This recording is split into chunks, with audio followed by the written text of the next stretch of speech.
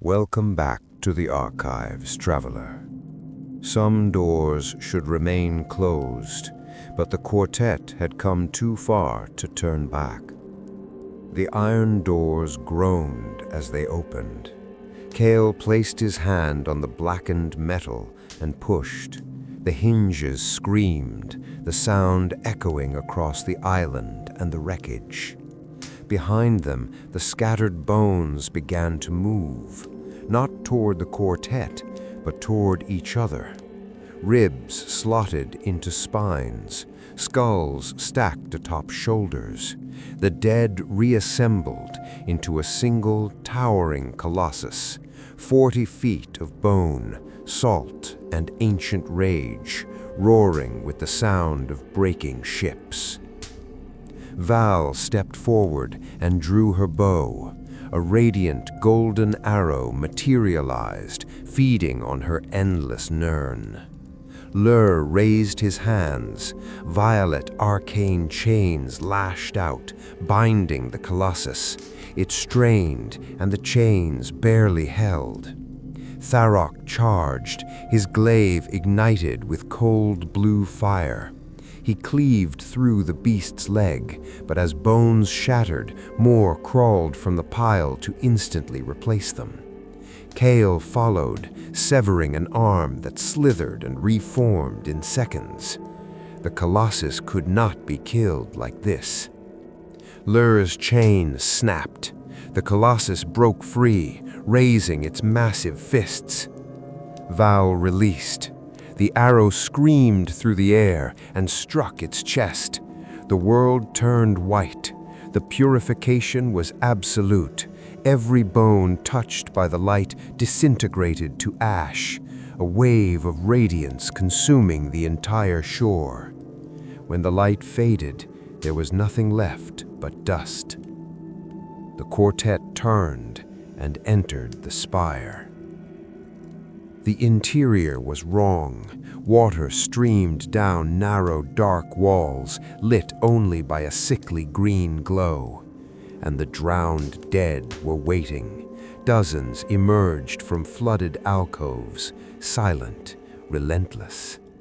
Val did not hesitate. She fired arrow after arrow, each blazing impact purifying bone to ash. Lur thrust his palms forward. Lightning tore through the skeletons, followed by a sweeping arc of fire that incinerated the charging wave. Tharok's glaive carved through ribs, leaving trails of cold blue fire. Kael fought at the front, his sword flashing, his gauntlet pulsing as it fed on the miasma. They moved as one, through flooded halls and up crumbling stairs, never slowing until they reached the central chamber. The massive chamber was open to the churning sky.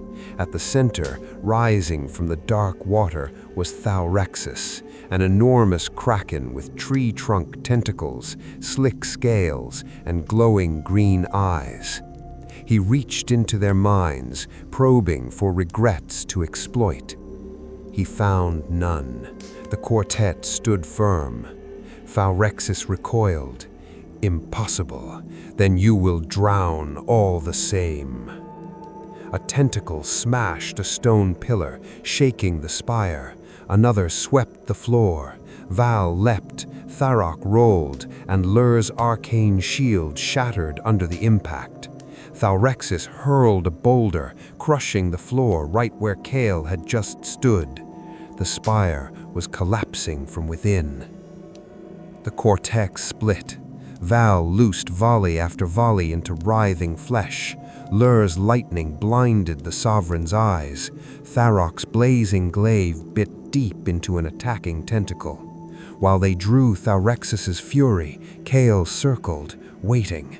A tentacle lashed out. Kael's sword severed it cleanly. It did not regenerate. He cut down another and another. Thalrexis realized too late and tried to pull back, his defenses stripped away. At his center pulsed a dark core of corrupt green light, his demonic essence. Tharok saw it, saw Kael positioning himself. Dropping his glaive, Tharok grabbed Kael's arm and hurled him across the water. Kael flew through the air, sword raised, eyes locked on the core.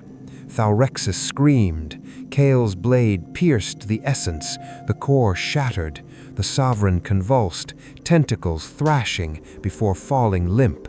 His massive body collapsed into the water, the green light fading from his eyes. The Lord of Lost Chances was dead. The spire stopped weeping, the water drained, leaving only silence.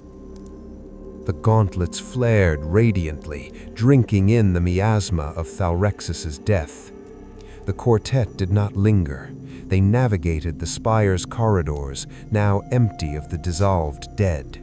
Stepping onto the black rock shore, the circling Rocs descended. Kael and Lur mounted one, Val and Tharok the other. As the great birds took flight, the massive leviathans surfaced below. Without Thalrexis, they were free, devoid of purpose. They watched silently before sinking back into the deep. The Rocs flew toward the ship, leaving the broken Spire of Rue behind as a tomb. The archives record this as the third sovereign to fall, 3 of 7. The quartet had crossed an ocean, faced an army of the dead, and killed a lord who fed on regret itself. And they carried no regrets. Ahead, the path north remained. The sun vault waited. The armistice waited. But one more sovereign territory stood in their way. And Vel'Karoth the hate-monger was still hunting. The archives are now closed.